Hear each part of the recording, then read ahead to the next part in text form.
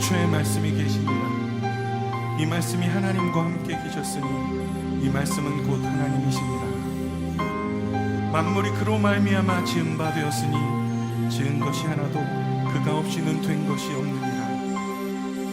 그 안에 생명이 있었으니 이 생명은 사람들의 빛이라. 빛이 어두움에 비치되 어둠이 깨닫지 못하더라. 베들레헴 브라다야, 너는 유다 족속 중에 작을지라도 이스라엘을 다스릴 자가 네게서 내게로 나올 것이라. 그의 근본은 상고의 영원에 있느니라. 그러므로 주께서 친히 징조를 주실 것이라. 보라, 처녀가 잉태하여 아들을 낳을 것이요 그의 이름을 임마누엘이라 하리라. 임마누엘, 어린 양 우리를 구원하셨네. 임마누엘, 하나님 영원히 함께 하시네.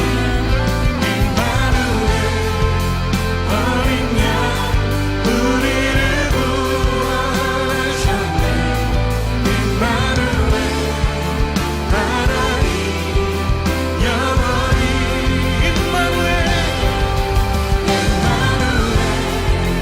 어린 양 우리를 구원하셨네. 임마누엘, 하나님 영원히 함께 하시네.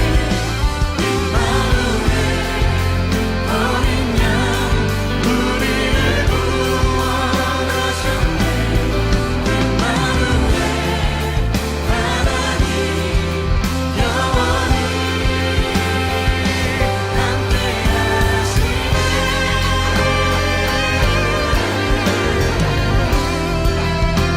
우리를 다스리시고 우리를 회복하신 주의 이름 찬양합니다.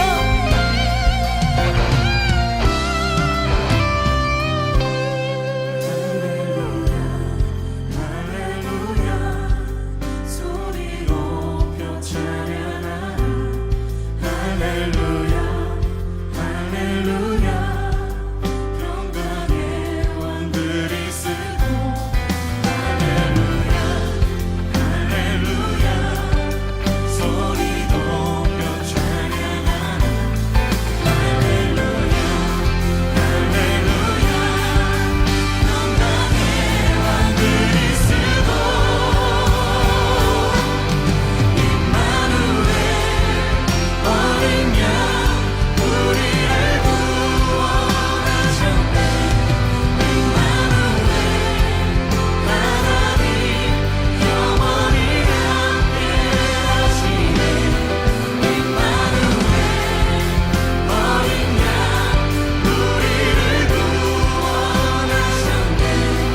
임마누엘, 하나님 영원히 함께 어린 양 우리를 구원하셨네. 임마누엘, 하나님 영원히 함께 하시네.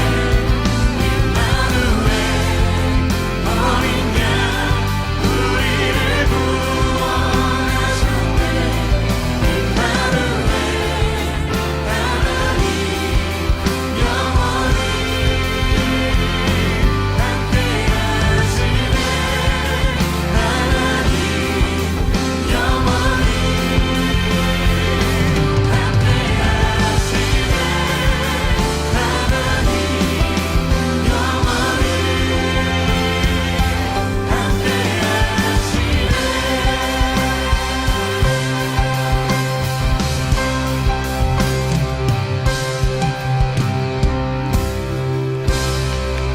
우리와 함께 하시는 임마누엘 하나님 찬양합니다.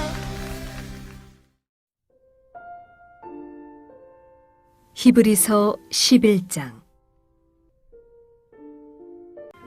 믿음이 없이는 하나님을 기쁘시게 하지 못하나니 하나님께 나아가는 자는 반드시 그가 계신 것과 또한 그가 자기를 찾는 자들에게 상 주시는 이심을 믿어야 할지니라.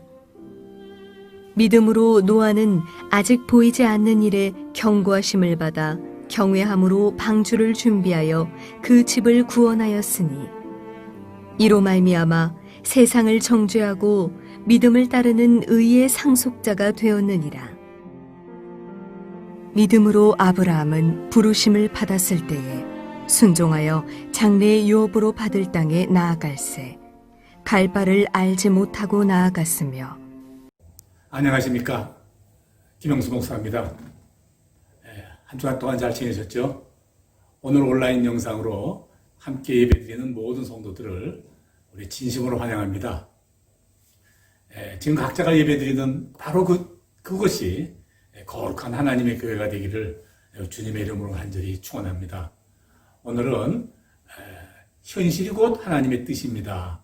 이런 제목을 가지고요, 히브리서 11장 6절에서 8절까지의 말씀으로 하나님 말씀을 선포하고자 합니다. 크리스찬의 삶을 한마디로 말해보라 그러면요, 하나님을 기쁘시게 하는 삶이다, 그렇게 말할 수 있습니다. 이에 대하여 로마서 12장 1절은요, 너희 몸을 하나님이 기뻐하시는 거룩한 산제사로 드리라, 이렇게 우리에게 말씀하시고요.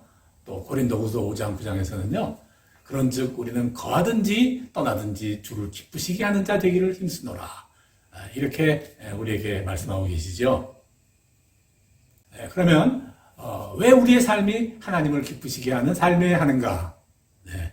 네 가지로 정리할 수 있습니다. 첫째, 우리는 하나님의 자녀이기 때문에 그렇습니다.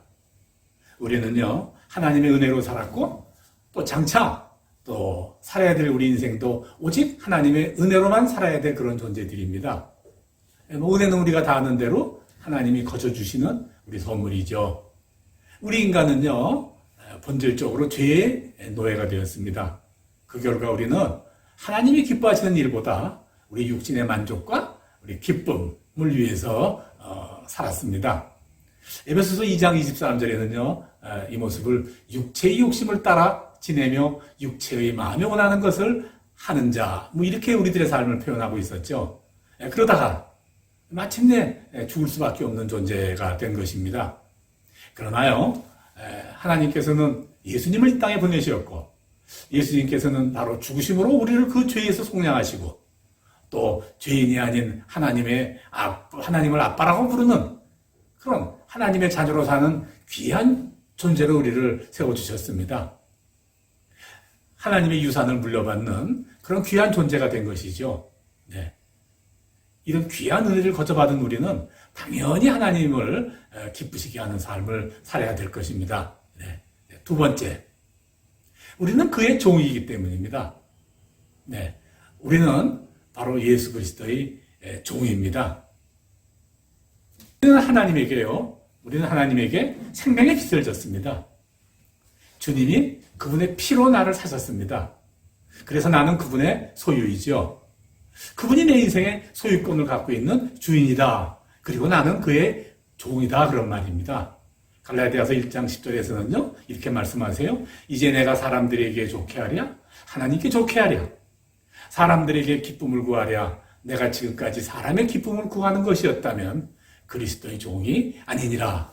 이렇게 말씀하고 계시죠. 우리는 그리스도의 노예입니다. 노예는 결정하지 못합니다.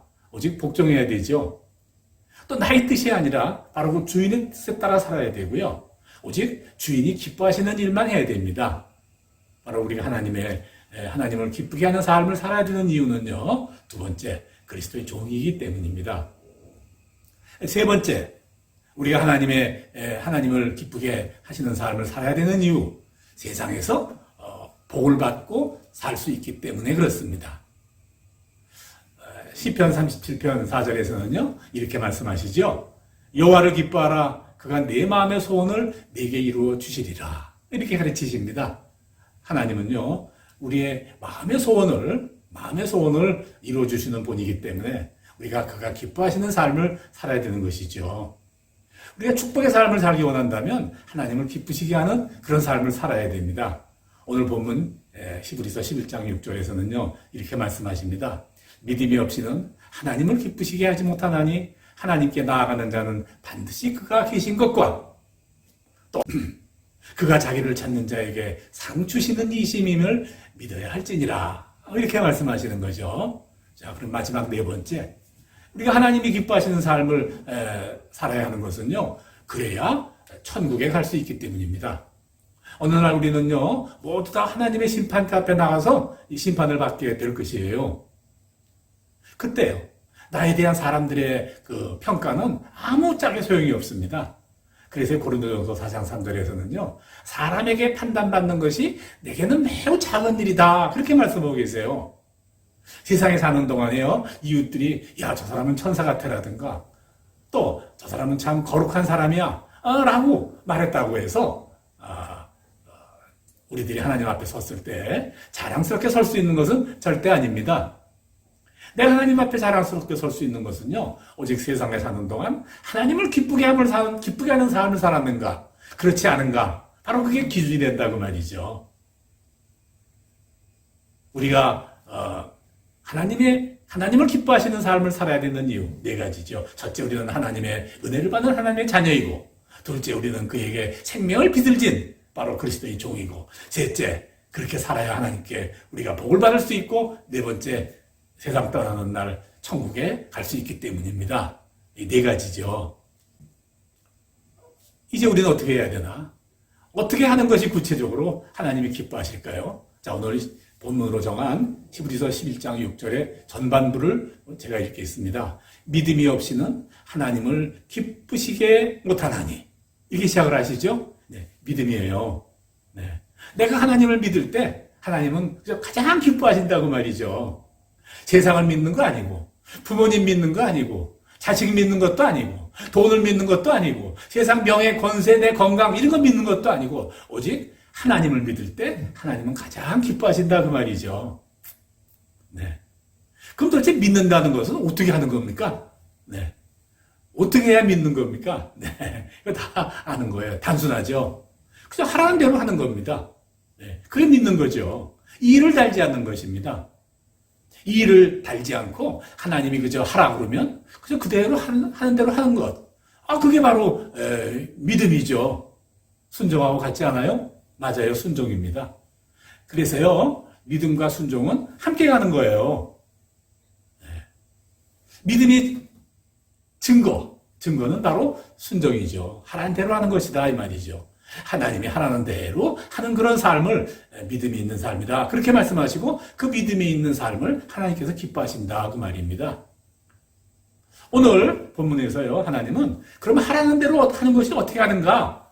이걸 우리에게 설명하시면서요, 본문 11장 7절에서 8절까지 노아 그리고 아브라함 우리 두 분 믿음의 조상의 그 예를 들어가면서 우리에게 설명하시는 거예요.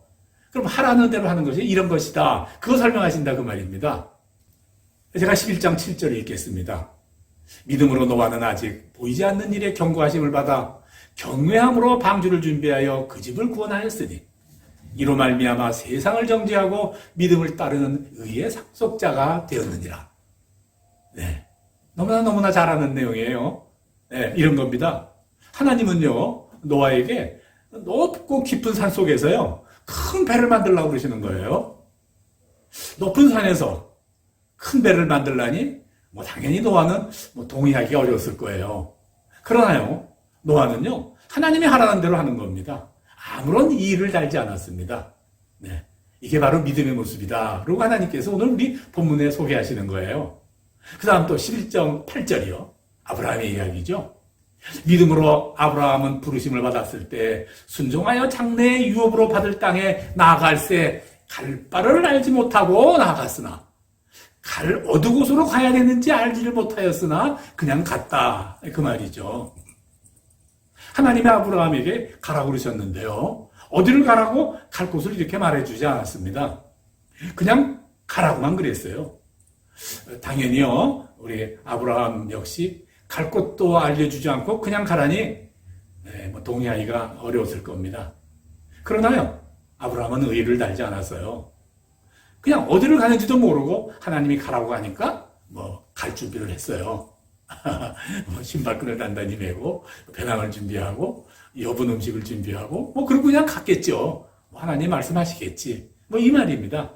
하나님은요, 노아 아브라함의 예를 들어가면서 이렇게 하는 것이 바로 믿음이고 순종이다라고 우리에게 설명하시는 겁니다.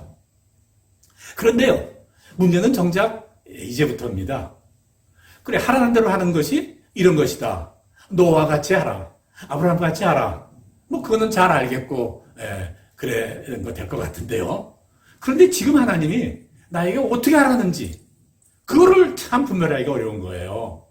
도대체 가라는 건지, 있으라는지, 하라는 건지, 말라는 건지. 도대체 하나님 생각이 어떤지를 알아야 내가 따라도 따를 것 아니냐. 이런 거죠. 그래서요, 하나님의 생각을, 하나님이 지금 어떤 생각을 하고 계신지, 그거를 분별하는 것은 아주 대단히 중요해요. 네.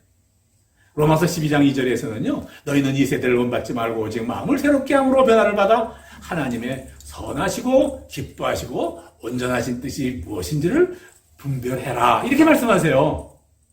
그러니까 하나님이 지금 나에 대해서 어떤 생각을 갖고 계신지 그거 분별할 수 있어야 됩니다. 네. 다시 한번 강조하지만 그거 분별하는 거 대단히 중요합니다. 네. 이거 제대로 분별하지 못하면요, 세상과 교회, 또 자기 삶과 내 가족의 삶에요, 큰 해악을 끼치는 일을 저지르기가 십상이 돼요. 뭐 주변을 돌아보면요, 뭐 지난날에도 이런 일 많았고, 그리고 지금도 그렇고요. 또 앞으로도 그럴 뭐 이단이나 세상을 어지럽히는 소위 종교 집단이다, 그런 거 있지 않습니까? 이게 다 이 분별을 제대로 하지 않아서 그래요. 네. 앞장서는 사람이나 뒤따른 사람이나 이 분별을 하지 못해서 이런 일이 생기는 것이다. 바로 그 말입니다. 물론 많은 사람들이 제대로 분별하고 싶어 하죠. 네. 그래서요, 하나님의 뜻을 내가 잘 분별한다고 나서는 사람들이 표현이 좀 어떨지 모르겠지만 아주 혼란스러울 정도로 많고 다양합니다. 네. 어떤 사람들이 주장하는 그런 어떤 주장들은요, 아주 기독교의 믿음을 통째로 뒤집어 엎어버리는 아주 무분별한 것도 있어요. 네. 뭐 엉터리도 많은 것 같고 아주 가짜도 많은 것 같아요. 네. 그런데요, 제가 발견한 가장 성경적이고 아주 간결하게 잘 정리되었다고 생각하는 그런 정리가 하나 있습니다. 여러분, 세들백 교회 리게렌 목사님 아시죠? 그분이 이렇게 정리를 했더라고요. 성경을 통해서, 교사를 통해서, 느낌을 통해서, 상황을 통해서, 이 네 가지 방법을 통해서 나를 향하신, 세상을 향하신 하나님의 뜻을 발견할 수 있다. 그렇게 정의하셨더라고요. 예, 저 동의합니다. 네. 저도 그렇게 생각합니다. 네. 이 중에서 말이죠, 가장 중요한 것은요, 나의 현 상황이에요. 뭐 이 네 가지로 정리한 것들 중에서요, 그중 한 가지만 해당된다고 하나님이 이렇다고 나서서는 안 되죠.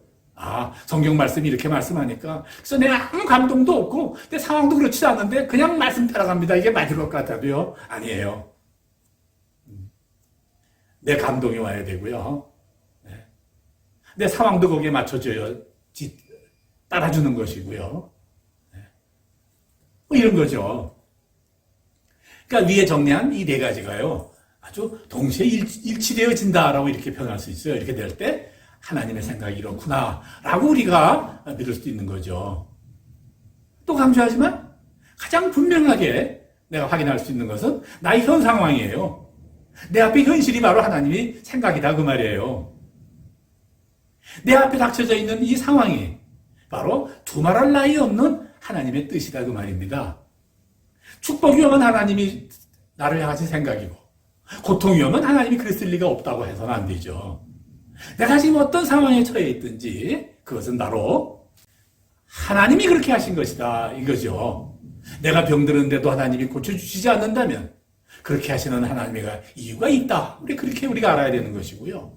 내 사업이 일어나지 못하고 그냥 헤매고 있는데도 하나님이 그대로 보고 두신다면 역시 그대로 두시는 이유가 있다, 그 말이에요. 내가 가난한데도 하나님이 물질을 주시지 않는다면 그렇게 물질을 주시지 않는 하나님의 이유가 있다, 그 말이죠. 그 이유는요, 아주 나를 좋게 하시려는 이유예요. 그게 가장 좋은 것이다, 그 말이죠. 우리는 항상 이렇게 믿음을 고백하지 않아요? 천지를 지으신 하나님을 믿습니다. 십자가에 나를 위해 돌아가신 나의 모든 죄를 감당하신 우리 주님을 믿습니다. 영원히 사는 것을 믿습니다. 지금 이 시간도 나를 눈동자같이 지키시는 바로 하나님을 내가 믿습니다. 우리 이렇게 매일 믿음의 고백하잖아요. 이렇게 수도 없이 고백을 하면서요. 지금 내 앞에 닥친 내가 감당해야 될 상황이 바로 하나님의 뜻하고 관계가 없다라고 생각하는 것이 맞는 건 아니지 않겠어요? 내 앞에 닥쳐져 있는 이 상황을 대고 우리는 두 가지 믿음을 굳게 해야 됩니다. 첫째, 이 상황은 하나님이 하신 일입니다. 둘째, 이 상황은 하나님께서 내게 가장 좋으라고 주신 것입니다. 이 두 가지예요. 네. 명문대를 졸업하고서 세상에서 잘 나가던 한 자매가 있었어요. 그런데 하나님의 은혜로 복음을 받아들이게 됐죠. 구원을 받았어요. 그래서 고민 끝에 다 그 잘 나가던 일 정리하고 이제 그 사역자의 길로 나가기 위해서 이제 신학을 공부하기 시작을 했어요. 그런데요, 신학을 시작한 지 얼마 되지 않아서 직장암으로 1년밖에 살지 못한다 하는 그런 사형 선고를 받았죠. 좀 놀랍지 않아요? 나중에 들었는데 그녀가 이렇게 간증했다고 그래요. 저는요, 하나님을 원망하지 않아요. 내가 왜 암에 걸렸는지도 하나님께 한 번도 묻지 않았어요. 그래요. 내가 암에 걸려서 세상에서 삶이 1년밖에 남지 않았다는 이 상황은 하나님이 그렇게 하신 일이고, 둘째, 지금 나에게 가장 좋은 것이기 때문에 하나님이 그렇게 하셨다고 하는 믿음을 가진 그런 예화 중에 하나예요. 지금 어떻습니까? 코로나로 인해서 특히 여행업계가 아주 극악의 불황 속에 있죠. 이 일에 종사하던 많은 태국 가이더들이요. 실직을 하고 가족을 부양해야 되니까 할 수 없이 한국으로 들어가서 해보지도 않고 익숙하지도 않은 그런 일을 감당하느라 아주 애들을 많이 쓰고 있다 그래요. 가슴이 아프죠. 네. 앞으로 날씨는 점점 추워질 텐데 정말 큰일이다 하는 생각이 드네요. 당사자들 참으로 불만스럽고 원망이 될 것이죠. 그러나 불만스럽고 원망함은 해결책이 없습니다. 정말 벗어나고 싶다면, 해결하고 싶다면 이 상황은 하나님이 그렇게 하신 일이고 나에게 가장 좋은 일이다. 여기부터 시작을 해야 해결이 된다. 이제 그 말씀을 드리는 겁니다. 사랑하는 여러분, 우리들은 내가 원하는 상황, 또 그렇지 않은 상황, 내가 원하지 않은 현실, 그거 다 우리 감당하면서 살고 있어요. 정말 진정으로 그런데 그 상황을 바꾸고 싶다면 가장 먼저 내가 닥친 이 상황을 그저 받아들이는 것부터 시작해야 돼요. 그러면요, 상황을 그대로 인정하고 받아들이면요, 나의 실체가 발견이 됩니다. 내 본래의 모습이 발견되는 거예요. 그게 바로 회개 아닙니까? 회개는요, 회개의 시작은요, 내 실체의 모습을 발견하는 거예요. 드디어 제대로 된 성도의 길을 걷기 시작하는 겁니다.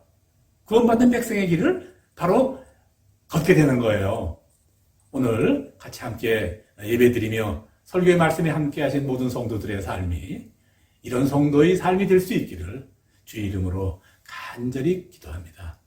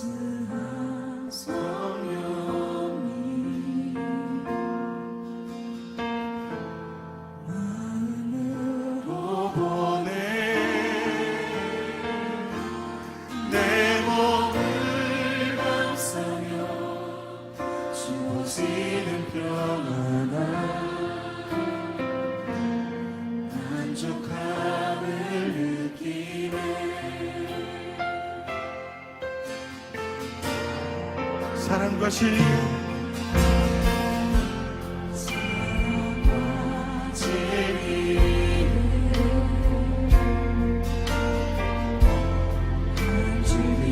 빛보내 내 몸을 감싸며 주어지는 그 사랑을 부르신 곳에서 나는 예배하네 어떤 사망에도 나는 예배하네 부르신 곳에서 나는 예배하네